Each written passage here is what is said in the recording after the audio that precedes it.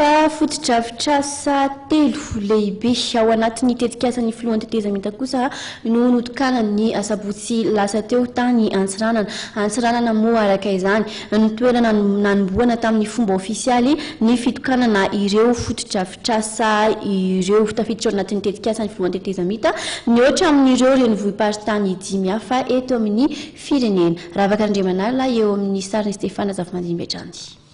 Dia miarabatsika rehetra na vita an'izao foto-drafitr'asa zao apetraka ao amin'ny taranaka faramandimby ary ipetraka itoetreto isabona ny vahoaka Antsiranana sy ny vahoaka malagasy iray manontolo. Foto-drafitr'asa telo sosona tafiditra ao anatin'ny tetikasan'ny filohan'ny tetezamita notokanana tamin'ny fomba ofisialy ny asabotsy lasa teo teto Antsiranana. Antsiranana izay nantanterahana fitokanana aloha mihoatra ny renivohim-paritany 5 eto Madagasikara izay isin'ny fampiarana ny tetikasan'ny filohan'ny tetezamita ity.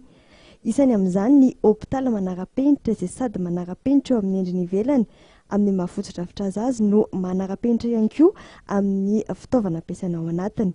Natao ho an'ny vahoaka ny hôpitaly onona ambaran'ny filohan'ny tetezamita. Mbola tsika milaza hoe io hôpitaly io dia hôpitaly ho an'ny vahoaka malagasy, hôpitaly mbahoaka io fa tsy hôpitaly ny olona izay manambola ihany.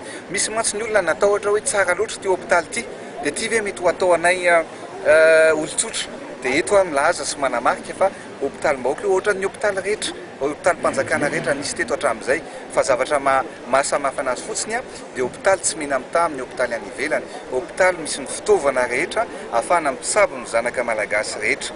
Ka mikasika ny hôpitaly zany dia hoe samy anana daholo ny renivohim-paritany rehetrarehetra manerana ny nosy efa vita daholo fa taty Antsiranana taty Adego no nitokanana ny hôpitaly manara-penitra voalohany.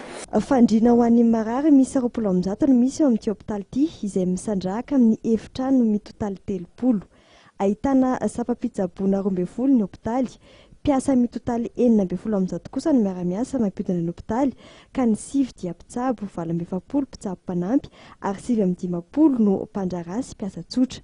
Foto-drafitr'asa faharoa notokanana tamin'ny asabotsy teny ihany koa ny trano mora antsoina hoe Cité Mandroso ety Antsiranana.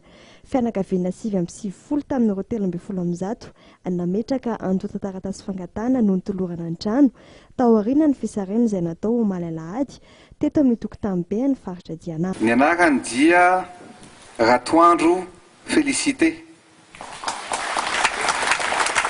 Ahoana faly sa ahoana tenenao ny olona aloha ny fihetseham-ponao e? Tena faly.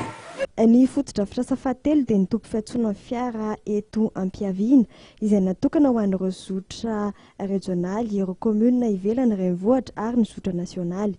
Vola mitetina 200 tapitrisa ariary no nentinanana tamin'ny fanamboarana ny toerana. Tamin'ny fidinana ny filohan'ny tetezamita taty Antsiranana tamin'ny farany herinandro ity no nanambarana fa azo tanterahana ao anatin'ny fotoana fohy ny fanarenana ny firenena sy ny fampandrosoana azy raha misy ny finiavana sy ny fitiavana. Pirofo noho izy dia ny volan'ny fanjakana malagasy madiodio no nafahana nanatanteraka ireo tetikasa lehibe sy manara-penitra ireo.